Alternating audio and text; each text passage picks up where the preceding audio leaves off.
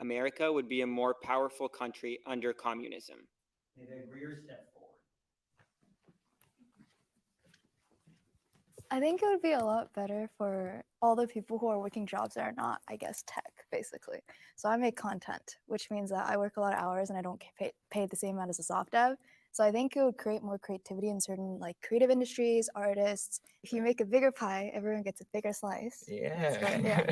I think one of the main misconceptions about communism is that it's just making everybody equally poor. I grew up in a white ring area. I grew up in Denver, Colorado. I was born in Dallas, Texas. I'm the first American in my family. Everybody's from the Congo. If my family was able to come here, of course, they would have some capitalist connection. So I grew up very much with the idea that everything I need is under capitalism. Individualism, freedom, all these things are under capitalism. But I'm Black in America. So those contradictions really just create that friction where I'm like, this doesn't align with what I was told and what I'm actually seeing or actually feeling. Disagreeers are walking quick on this one. Can I say something first on this one to be so bold? Here's my argument. How come every communistic country has to build a wall or a fence to keep people in? China ain't letting people out. My grandma, I remember going, my grandma. Yeah, but where did you come? But where did you come? There's not a mass immigration into Venezuela, into China, into Russia. A lot of China's success is due to the introduction of free markets. But if we want to run with this idea that China is a socialist country, which is just fundamentally untrue, I could also just point to the fact that they're super low on the HDI. Their GDP per capita is like $12,000. The US GDP per capita is $70,000. So like I would say in terms of like economic success, we're definitely doing way better. Traffic their doctors. When George W. Bush opened up a program to let Cuban doctors escape because they were trafficking them and making them go do these PR campaigns in other countries to give healthcare, 7,000 people immediately came to the U.S. At one meeting, 2 doctors passed notes to other doctors they were on a hospital set with and said, kidnapped. This is propaganda. So I appreciate the emotional examples, 100%. It's not emotional. You can talk to the No Borders Sovereignty organization that works to get healthcare professionals out of there. You look like the nicest person in this room. I would hope you let me finish my point. All right, crew, listen, I'm going to have to side with capitalism on this one. The reason why is because I believe that it is capitalism that has actually been the driving force behind America's success. It promotes innovation, competition, and individual entrepreneurship. And all of that is what I believe leads to economic growth and prosperity. Look, the fact of the matter is this. A free market society allows individuals to pursue their own interests and create wealth. And that's just one of the factors that leads to a booming economy. Giving people government aid makes them lazy.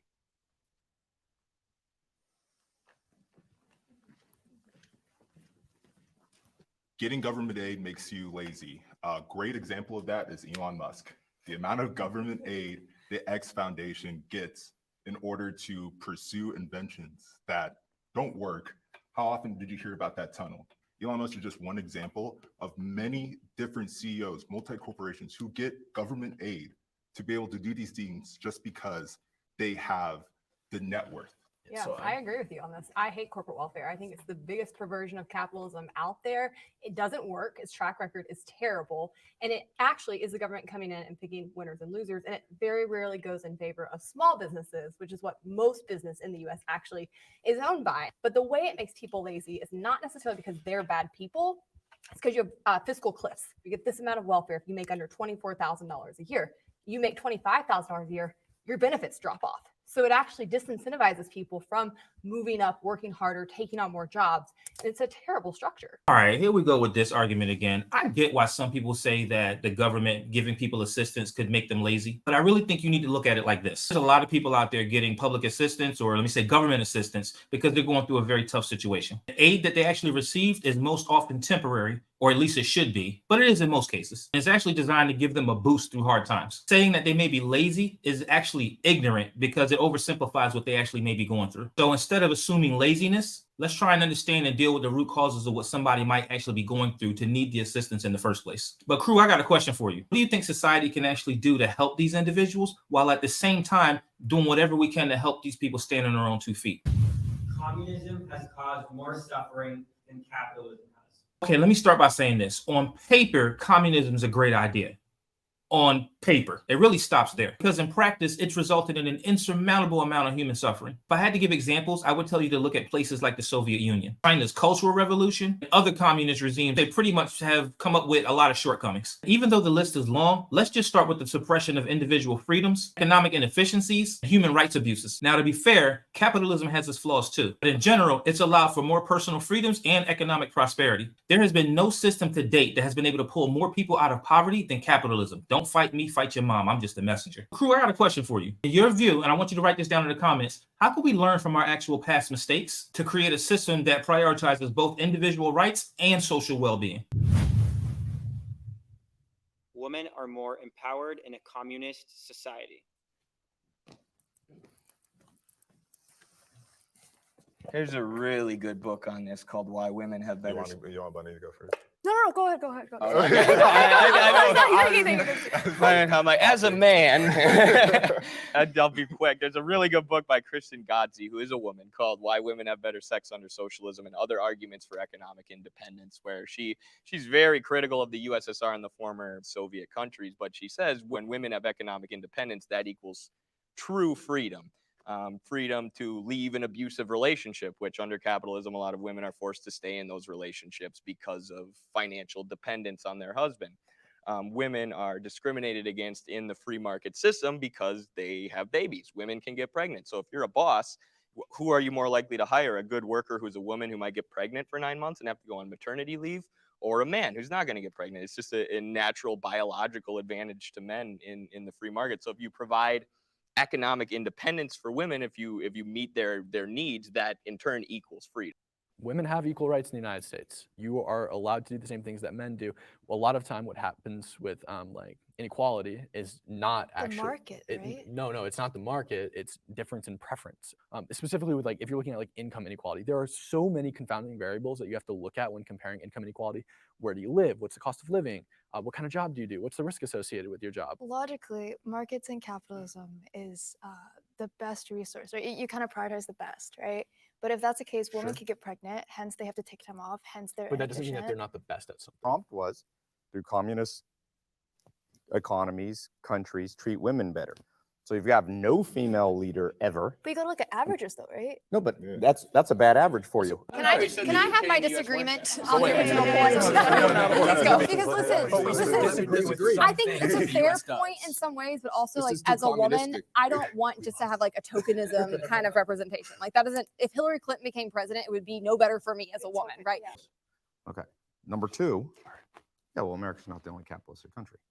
You have Finland, you have New Zealand, you had England, had Margaret Thatcher. Keep going. Number two, I think it's a big deal that China massively disproportionately killed female babies. It's a big problem, and even they admit it. So when we say, here's the system that treats women better, come on now. I know there's a lot of people in this world who falsely believe that women would be more empowered in a communist society. It's true that there's a lot of communists that say that they want to treat both men and women equally. But when we look at the Soviet Union or Maoist China, things weren't really all so great for women, now were they? In the Soviet Union, even though they said they wanted gender equality, women still faced discrimination and were stuck in traditional roles. In Maoist China during the Cultural Revolution, women still had a hard time achieving equality despite what the leader said. So even if there are some good parts, there's still problems with gender discrimination and limits on personal freedoms in those societies. Only the rich benefit from capitalism. Only the rich benefit from capitalism. Capitalism being the control of a state apparatus or a nation, government, state, whatever word you use, by a certain class. So if rich people are that class and they control that state apparatus, the government, that nation, of course they're the ones to benefit from it. So I believe that the Civil War was a revolutionary war in America that transitioned us out of the slave-based mode of production in the antebellum South into capitalism. I believe that capitalism is a superior economic system to slavery. In Europe, I believe capitalism was in many ways a superior economic system to feudalism. But I would argue and agree that capitalism is better for everybody than, say, slavery. Tricky one. I'm not sure there's ever a time when wealth doesn't concentrate up, including Stalin, Mao Zedong, Pol Pot. It's all Castro. You don't think Castro was a rich man? who was benefited from the Cuban system? Didn't you have almost $1 billion when he Yeah, died? but I want to interject real fast because unlike Cam, I won't just accept definitions. So when we talk about capitalism, that's fine, that's your definition. But for most people, when we say capitalism, what we mean is the free exchange and selling and buying of goods, right? And the more you have of that, the more freedom you have in those decisions, the less the government's involved in that, the more capitalism you have. Brother, if I had $1 for every time I heard this, there's no short supply of people out there saying that capitalism only benefits the rich. They're grossly misinformed. So here's my counter to that. It's not like there's a secret club where you need a gold card to get in. Capitalism is wide open for everybody. It's like the Wild West of economies. Anybody with a good idea and a little bit of grit can make it. It's not just the fat cats back in their penthouses. Regular folks can climb the ladder too. There's also a lot of people out there who ignorantly believe that capitalism is just a giant favor to the rich. Look, I'm gonna tell you some shit your daddy should have told you. It's a dog-eat-dog world out there, and capitalism is just a game everybody's playing. Competition, folks, well, that's just the name of the game inside the game. It's that same competition that keeps the prices down and gives everybody a shot at a good deal. And let's keep it real. Who doesn't enjoy a sale? Another way you can look at capitalism is like a job factory. As much as you may want to deny it, you can't. Businesses are popping up everywhere. People are getting hired, and boom, the economy is chugging along just like that. I'm not saying everything's perfect, but let's not throw the baby out with the bathwater. Instead of blaming capitalism, why don't we just tweak it a little bit? I don't know, like a little bit of government magic sprinkled here and there. But not too much, because I believe big governments create more problems than they actually solve. And shit, we cannot forget to talk about the rags to riches stories. There are plenty of folks in this country who started out with nothing and made it big. That's one of the beauties of capitalism. It's just not for the elite. It's for every citizen with a dream and some drive. So yeah, capitalism has a lot of quirks, but let's not ignore the good stuff. It's a crazy ride, but it's our ride. God bless America. And I mean that shit. The purpose of an economy should be to maximize the well-being of the population. Hey, that was my problem. No disagree. What happens if no one disagrees? I knew we'd agree on There's this. no debate. When I knew we were going to be debating capitalism, I figured none of you would defend monopoly capitalism. You'd be more pro small business, more pro free enterprise. And, you look at our current American system and it's not like ideal, you're not giving it 2 thumbs up. So yeah, I just think we all agree that we're trying to find the best economic system to promote flourishing among society and the population.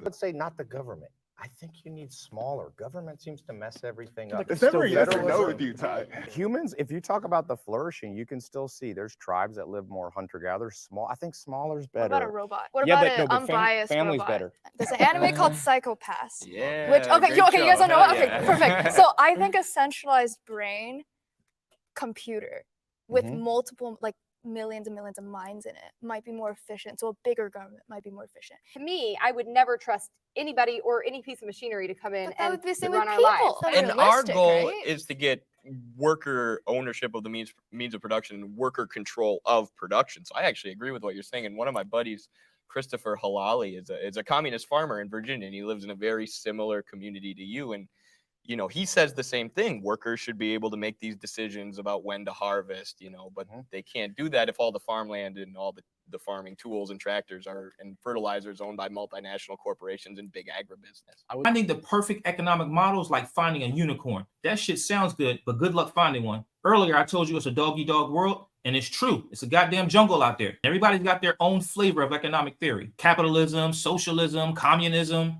Each of them has its own quirks and drawbacks. It's just that capitalism has way more perks than drawbacks. I ain't gonna lie to you. Sometimes it can feel like the rich are just playing Monopoly, and the rest of us are just pass and go, collecting our $200 and hoping for the best. Socialism, that's like the Robin Hood of economic models. It's all about sharing the wealth, but that shit's like walking a tightrope. Too much sharing, and you risk taking the wind out of the sails of innovation. Too little, and inequality starts knocking at the door. Or like the old saying goes, the problem with socialism is eventually you run out of other people's money. Don't even get me started on communism. Like I told you earlier, on paper, it sounds like a great idea, but in practice, that shit sucks. It's like trying to organize a potluck dinner and everybody's got to bring the same exact dish. I heard a saying once about communism. I can't remember what they go. Oh yeah, who needs personal property when you can share everything except the misery? So yeah, there's no one economic model that's going to make everybody happy. It's like we're cooking up this big economic stew. We're throwing in a little bit of this and a dash of that, all the while hoping in the end that it doesn't wind up tasting like trash truck juice. And as nasty as all that shit sounds, that's actually the beauty of it. The constant search for the Goldilocks zone of economic models. Not too hot, not too cold, but just right. Shit, if only Goldilocks was an economist.